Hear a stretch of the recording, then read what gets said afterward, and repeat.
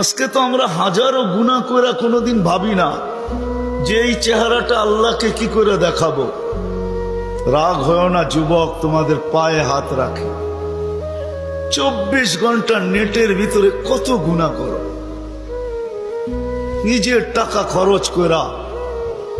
বাংলাদেশের প্রত্যেকটা ঘর, গ্রাম নাই, গঞ্জ নাই, শহর নাই, খুব কম ঘর পাওয়া যায় আজকে ওয়াইফাই না আছে, ঠিক না? কি বিনা পয়সায় ওয়াইফাই? আনলিমিটেড গুনাহ করার জন্য ওয়াইফাই, আনলিমিটেড ইন্টারনেট চালানোর জন্য না। যুবকরা বলে আনলিমিটেড দেখতে হয় তো কত টাকা দিয়া নেট কিনবো। আনলিমিটেড গুনার জন্য ওয়াইফাই সবার ঘরে। এই মজমায় একজনও তো বলতে পারবে না এরকম তো আমরা কেউ নাই যে গুনাহ না করি।